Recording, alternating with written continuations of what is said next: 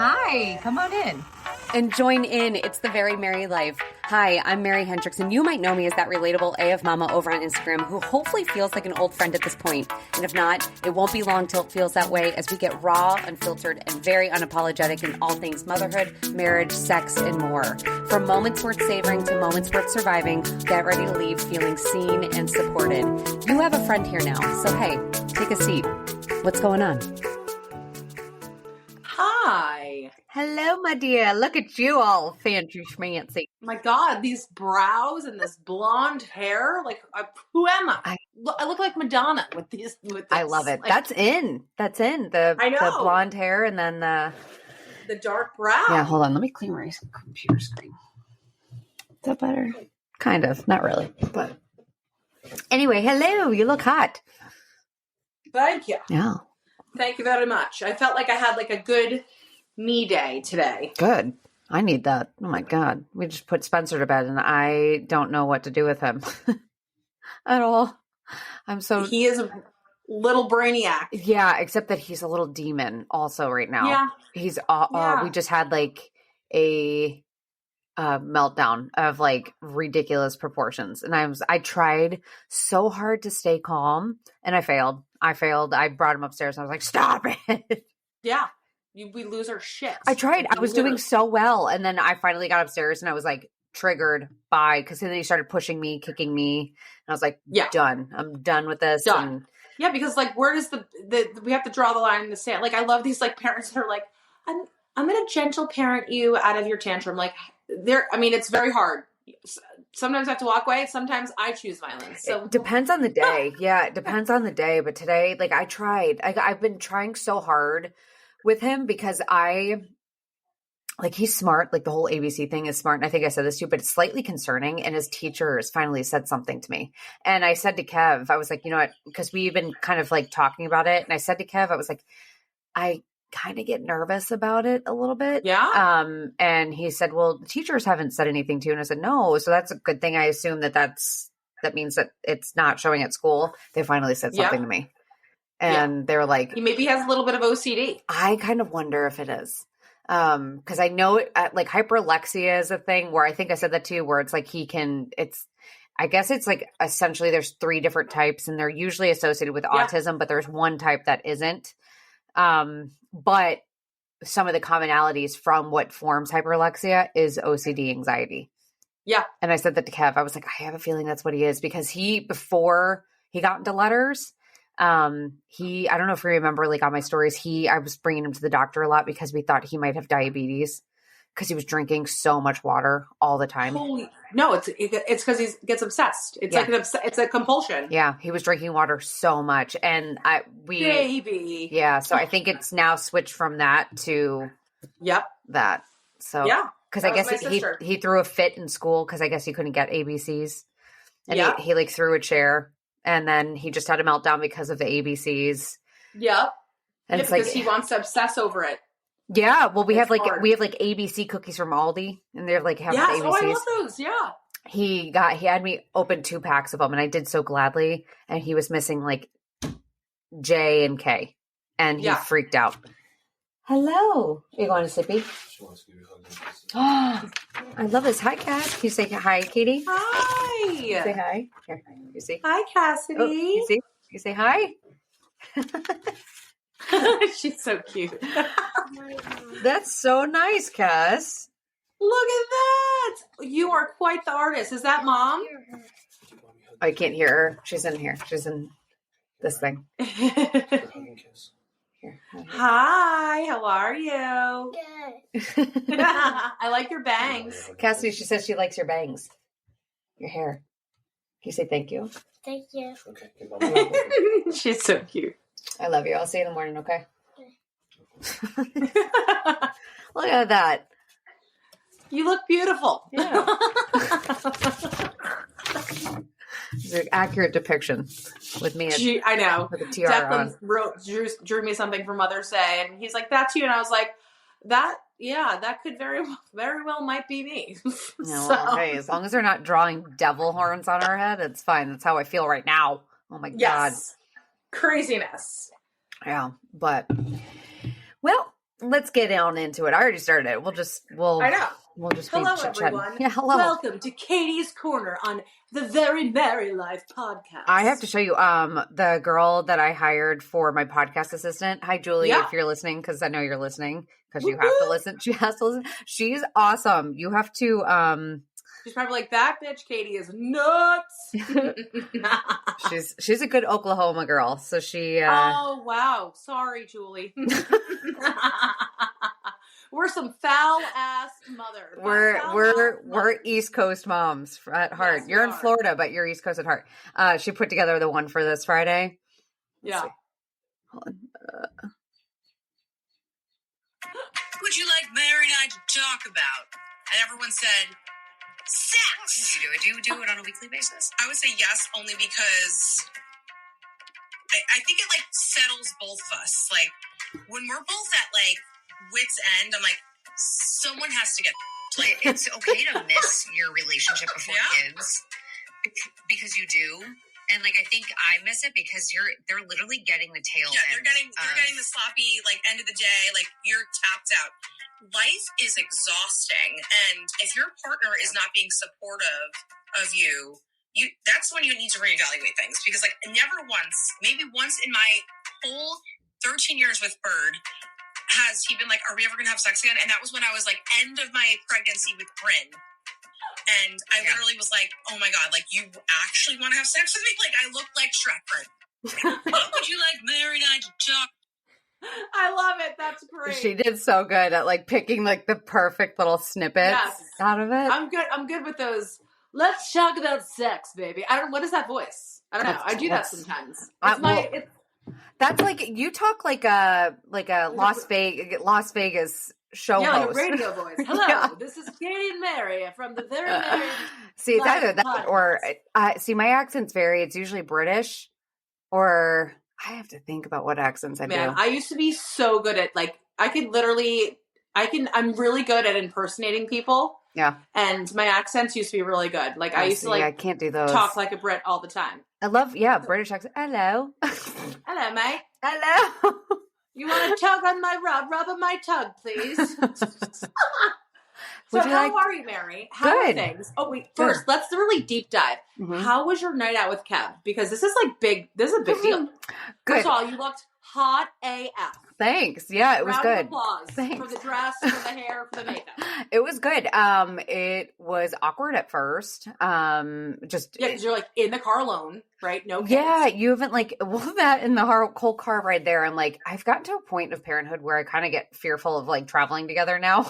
Like, I was like 1,000,000%. I feel you on that. I'm like, oh, we needed a will. Like, I don't think we have a will yet.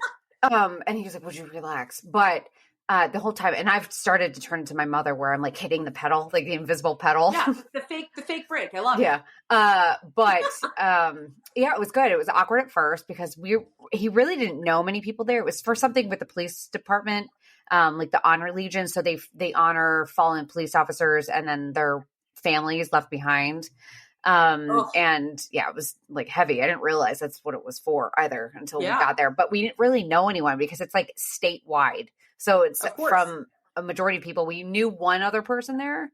But it was good. I mean, it was good. And we finally like loosened up after like 6 Prosecco's just to get into it. But Prosecco will hit you hard. But the problem is our conversation always turned back to the kids. It always turned back to the kids. Because even everyone I met.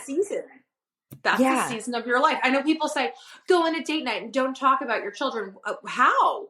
Like, I don't know how you do. Interest, and we love those little shits. Yeah. I don't know. My mom used to always tell me that. And I think that's where I got this idea from, because she said that my grandparents, when they would go out, my grandpa wouldn't let my grandma talk about the kids when they were out. So I always heard about that. Yeah. And then my mom and dad did the same because that's what she grew up with, saying like, and I get it. Like, I get that idea of like, we need to be able to talk about us again and things like that. But I'm like, I don't know what to talk about with you. Like that doesn't revolve poopy diapers or 3-year-old antics and shit. So I'm like, okay, this is weird. But finally, I mean, I think we talked. I don't know. I was drunk. It's the best. I know. Like sometimes like Bird and I will go out on a date night and we end up talking a lot about his job. And then I'm like, ask me about me, my job, or my life, or like, or we talk about each other, or like we reminisce about things. Like we're about to go on a trip to Key West. Oh, nice. This Thursday. We're going Thursday to Sunday. And I'll be honest, I'm having a little bit of anxiety. And you know me, I'm like, I'm all over the town. I never stop. I go out, I do things. But like, this is the first like real like vacation away from Brinny Babe. Yeah. And I'm like, I'm kind of having a little bit of a nightmare. Like no better people to watch my kids than my sister and my mother, but still anxiety is a little high right now. Yeah. Like it's, the boys are self-sufficient, but the baby, like, that's my baby girl. Like, yeah.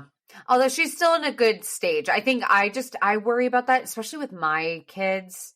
You have a better dynamic than I do because your kids, my kids are older. Your boys are older. And I feel like because you have Declan's Cassidy's age. Yes. He's 6.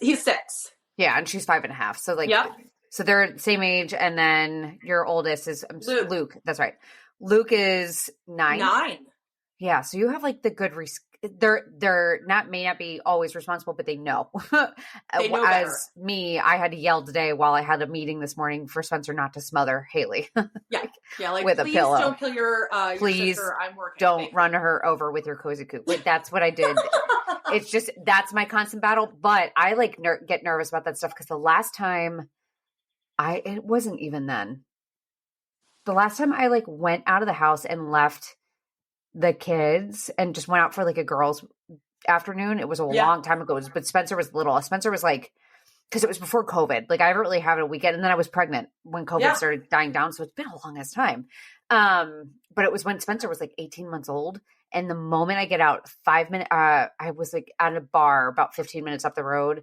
And all of a sudden I noticed that my phone had gone off like 10 times because it was in a dead zone. The worst. Cassidy accidentally pushed Spencer down the stairs of the basement. Shut up. Yeah.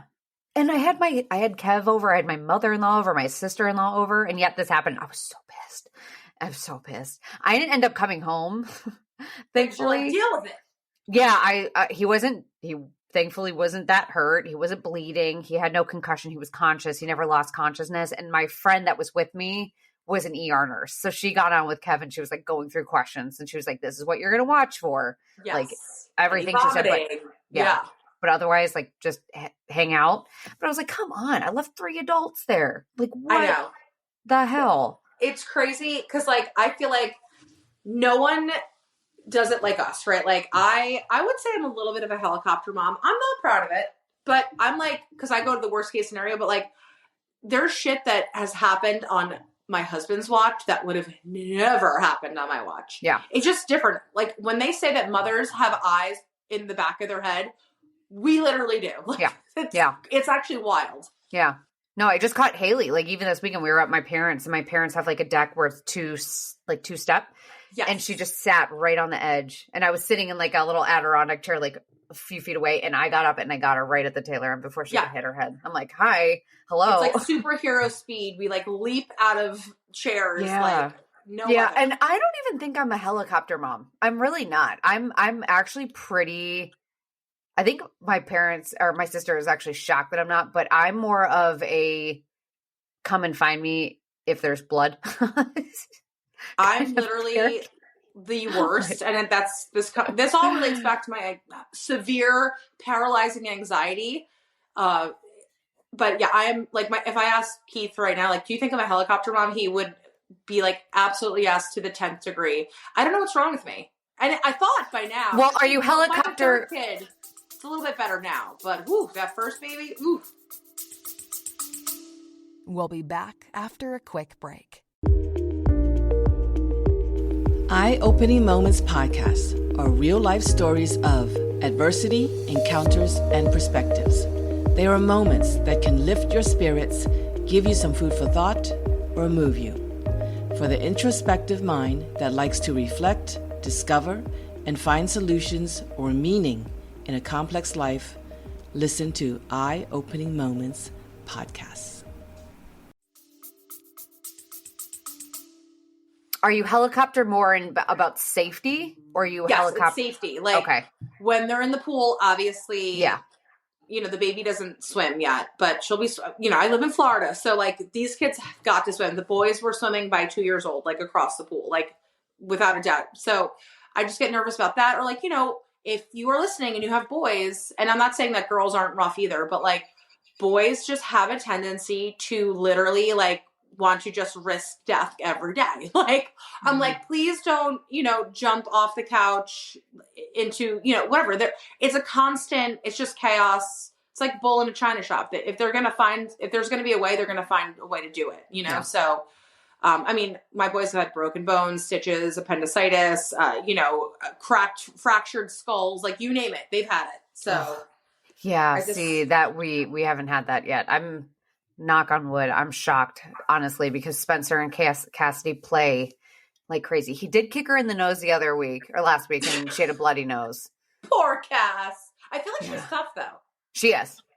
She's tough. Yeah. She's tough, and she doesn't realize that she's tough in terms of that. And then she's like, she plays rougher than you would have expected. So she'll like just completely knock you over. She has her own strength type of deal. Like, oh, I didn't mean to hurt you. Yeah. And then Spencer tonight I read out, because I talked about it on Instagram about him being able to go backwards, and someone wrote to me and she said, my son was just like this. And she kind of just said like, he's 6 now and everything. His obsession with the alphabet's gone, and he's really loves learning. He's a good kid and like things like that. And I read it out to Kevin. Kevin's like, okay, so there's hope that Spencer won't turn out to be a serial killer. And I was like, yeah, I don't know. The jury might still be out. He's at that stage. I swear, I just actually recorded a podcast, like a separate solo podcast episode about 3-year-olds. He is, I don't remember Cassidy being this hard, but it's hard. And he literally looks at me dead in the eyes and doesn't give a fuck. Someone asked me, they're like, do you follow so-and-so account? And I was like, yeah, I have. Spencer doesn't give a flying fuck as to what I try doing. He doesn't care. He will look me dead in the face and try and push Haley over, or just like kick something or hit something. He loves hitting. He's like a big hitter when he gets frustrated. And it's a way to express himself. Yeah. Ugh. You know, I had one kid was like, my older son wouldn't hurt a fly. Second son was the biter, right? Like if you ever have like a kid in daycare, there's always like a few kids that bite the class. Like I had a biter, and like, I was like, how do I friggin' remedy this? Like, please stop biting your friends. But like at 3 years old, like, do they really understand what they're doing? Or are they doing it for a reaction? Is it negative attention? Trying to understand the complex mind of a 3-year-old, because they're not babies, right? They're not that 2-year-old, but they're also not a 4 and 5-year-old. It is such a curious age, and it's very hard to parent the 3-nager stage, I call it. Yeah. Because they're little shits, and they think they know, but they don't know. They're still very immature in many ways. Although Spencer, he's so smart. So I think that in a way for you, it's like a disadvantage for you, because he's going to think he's smarter than you guys. Yeah. His maturity level is definitely not caught up to his brain some days. Right? But it's like, again, like his brains are there, but he's not smart in like a ton of areas. He's smart in like letters, shapes, colors, alphabet, numbers, like type of thing. So that's interesting. But it's like peril. Was it? What is that when you only have like vision for one thing? Like he only like tunnel vision. Yes, tunnel vision. That's what I'm trying to say. Yeah. So he has tunnel vision for this shit, and it makes it very difficult, because if you veer him off and try to redirect him, he is struggling with the redirection right now, and I don't know how to handle it at all. It's hard, and it's hard because he's also a screamer. He screams bloody murder. Ugh. That triggers me. That triggers me so badly. Mm-hmm. Where it's like an instinctual want to fucking backhand them. I get it, Mary. Yeah. You guys can't see us right now, but Mary's like doing the little, I'm gonna beat the shit out of you. Oh. And it's the amount of restraint that you have to hold, and it's like, I hate that feeling too, because you feel bad when you like feel that way, because you're like, this is a child. Like, I know he has zero clue as to what he's doing, but I'm like, I don't care. Like the moment he screams. But because he's been doing that, I'm trying to figure out my reaction. For some reason, he's like getting me a lot with Spencer. So I'm like starting to cower to it. And that's not good either. I Because know. I'm It's like, like, where's the fine line? I don't know, because I get triggered by sounds too. I vividly Yeah. remember my middle son. He was 3 years old and he didn't want to get into the car seat. And he smacked me across my face, like while I'm putting, like, trying to like, alligator him into the car seat. He slapped me so friggin' hard, and then he started screaming, and it was like a knee jerk. Like I slapped him back, and we both kind of looked at each other. Like he was shocked that I slapped him in the face. I was shocked that I slapped him in the face. We were literally going to a party in my neighborhood. I was like, how do I show up? This kid has literally my handprint on his cheek. If any of my neighbors are listening right now, you'll remember this. I showed up and I was distraught beside myself because I was like, oh my God, what if someone sees this on his face? Like, I'm not a bad mom. Like, it was literally just knee jerk. Like, I got triggered so quickly. Yeah. And I cried to everyone. I was like, oh my God, like, I don't know what's wrong with me. And there was one mom there. She was like, this is a human reaction. It's fine. Like, we know you love your kid. Like, it's so hard to really have to be patient and try to find find the patience to not react. It's very difficult. Most parents are going to have a moment like that. And I think that is like the really shitty part about this is that I guarantee you someone is going to listen to that. And especially if you're not a parent. So if you are this person, if you are not a parent, you could be thinking right now, I will never, ever do it. And you may not. You might be well enough acclimated when you get into motherhood where you are super hyper aware of it. Yeah. I applaud you. I typically always feel like the moms I've ever talked to that have experienced a moment like that usually didn't anticipate it. Most of us don't anticipate. Like, I was so shocked. Like No, but like even just yelling. Feeling. Yeah, but even like yelling, because I yell a lot, but like there are things that I do as a reaction towards my kids that sometimes come out of me, and it's like an out of body experience. Right. But we don't talk about it.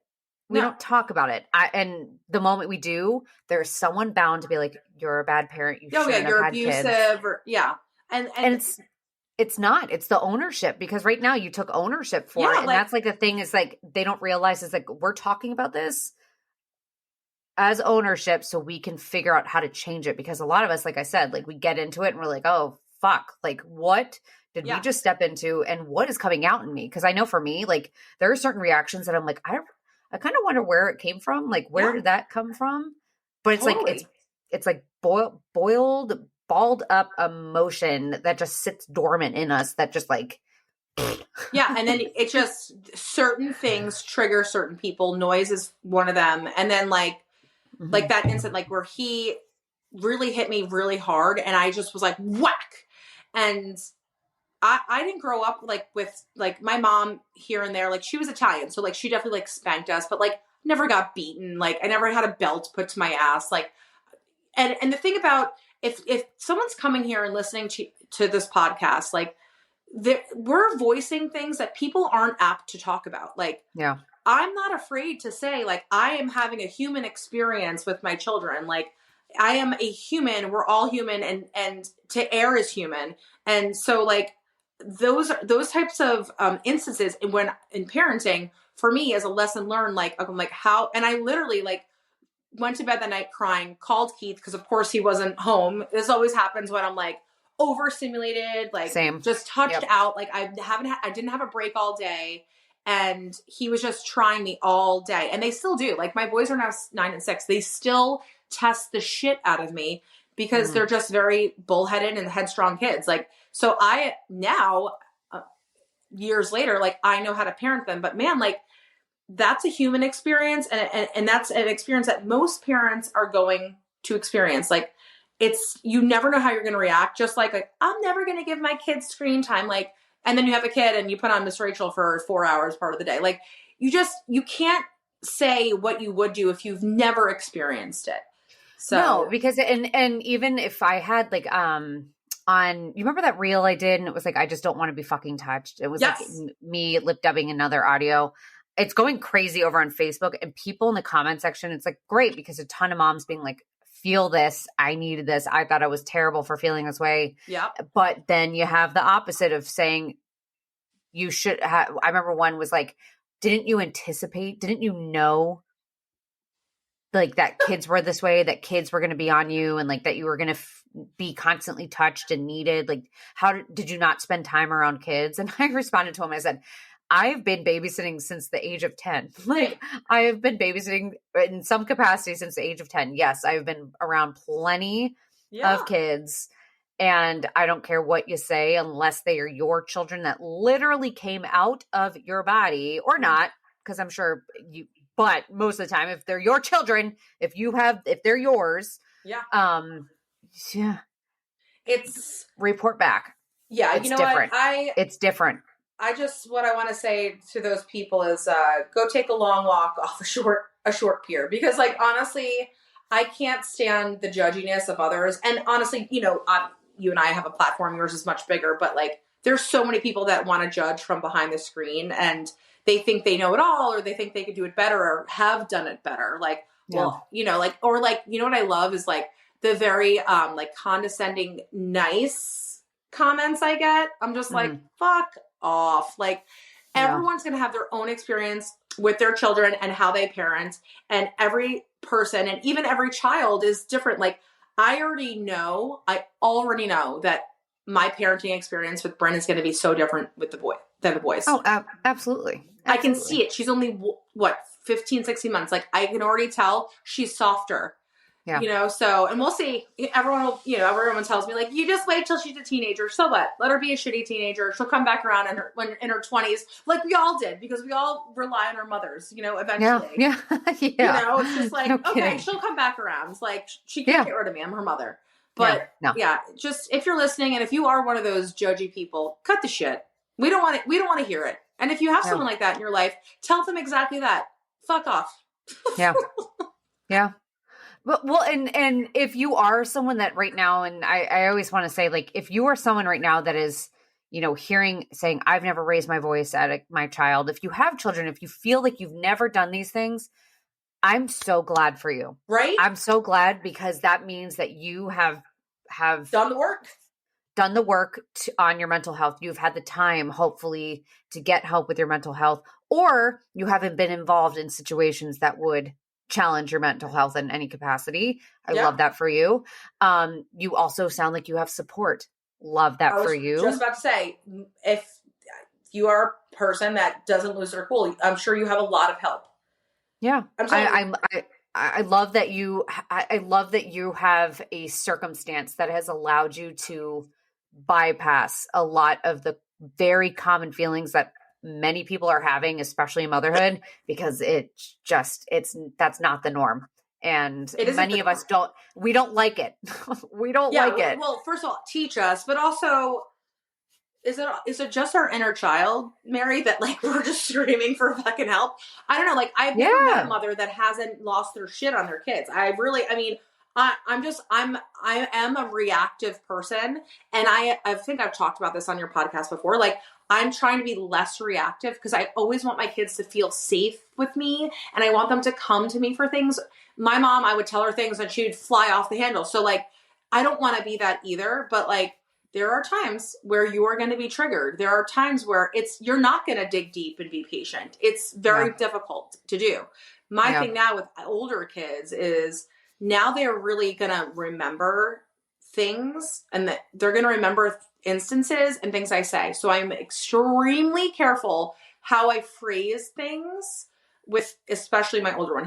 He's 9, right? So like, and he's very sensitive. So he'll be like, you said that, and that the way you make me, when you yell, you make me feel dumb. And I'm like, okay, so we're going to redo this. And I will always say sorry to my kids. That was a big thing. My parents never said sorry. I will always apologize if I'm in the wrong. I will. Yeah. Yeah. Well, you have to. And that's the big thing. Like I said, it's ownership. I think that's the biggest thing that like we are doing as parents. It's like, we're owning up to like our shit. Like, we're trying to figure it out. We're the in-between. We are the in-between. We are like the bridge generation of like bridging the gap from the generation that so many people say was bad parenting. I don't think so. But very a lot of things, authoritarian, like, I am the parent, you are the child, which I still agree with in some instances, but We're the generation that invented the word breaking or the phrase breaking cycles. Exactly. Like, we're that generation, and our kids will probably have to break more, but I think it's going to be far easier from this point forward figuring out, because we're trying to figure that shit out. Like, I don't know how to break a cycle. I'm trying to work through it. Yeah. And I think that life is working through so many cycle breaking moments, like, you know, parenting, marriage, and even yourself. Like, you know, you really have to dig deep and do like a deep dive into yourself and be like, okay, why does this trigger me? Like, I love the fact that, you know, you started talking, like, I don't know if this is recent, but you put in like little ear noise canceling stuff in your ears, started doing it, Mary. Mm-hmm. Life changing. Mm-hmm. The noise, and it's always the witching hour between like 4 p.m. and 7 p.m. It's just like the kids are crazy. I'm tapped out. I'm like, you know, doing all the things. Baby's climbing up me. The dogs need to be fed. The cat needs to be fed. And I'm just like, put those in my ear. I feel better. Yeah. I feel better. Yeah. So you have to find what works for you. And what works for one person is not going to work for another. So no, it's a learning curve. There's always something new to learn, which is so exciting about motherhood and parenthood. It's just, it never ends. I mean, and right, we want this life. We chose this life. For you naysayers saying, well, you chose to have children. Yeah, we fucking did. Didn't say we were going to be perfect at it. Right? Like, none of us are perfect. Shit, there's days where I'm like, I am the worst mom in the world. And then there's other days where I'm like, I'm the shit. I am the tits. I know. Tits I McGee. know. I was having that until tonight. Listen, good days, bad days. You're still a rock star mother. And anyone listening, you're going to have your good days. You're going to have your bad days. But just know that your kids friggin' love you. Amen to that. That's absolutely 100% true, because they really do. We just see that. We see the 1% and they're seeing the 99. It's just the 1% tends to stand out a little bit more. Yes. Which is such a bitch, but yeah. Well, hopefully you guys enjoyed that from one shitty mother to another. No, I'm just kidding. From two shit mothers. We're awful. Oh God, Mary. What are they going to say about me? I don't give a shit. We're here for you guys. We love you guys. You guys are all rock stars. I think we're giving our kids stories. If listen, you want just enough childhood trauma to make them funny. That's my goal. That's my goal. At least, I mean, social media is not going anywhere. We have to serve. I mean, they're serving as our content. It's only right that we pay them back and we serve as theirs. Absolutely. Well, until the next episode, my love. Woohoo. Toodaloo. Another episode down and way more to go. But thank you so much for listening. If you enjoyed this episode and you would like to help support this podcast, I would love for you to subscribe. I'd love for you to share it with others and post about it on your own social media, or leave a rating and review. I cannot tell you how helpful and how appreciated those things are for me. Of course, to catch all the latest from me, you can follow me over on Instagram at The Very Merry Life, over on TikTok, The Very Merry Life. And even if you wanted to check out my monthly newsletter, you can do so by subscribing over at theverymerrylife.com. I'll see you next week. Stay tuned for more honest, raw, real chit chat. I have some amazing moms lined up coming on, and shit's going to get fun. So buckle up, Buttercup. It's going to be good.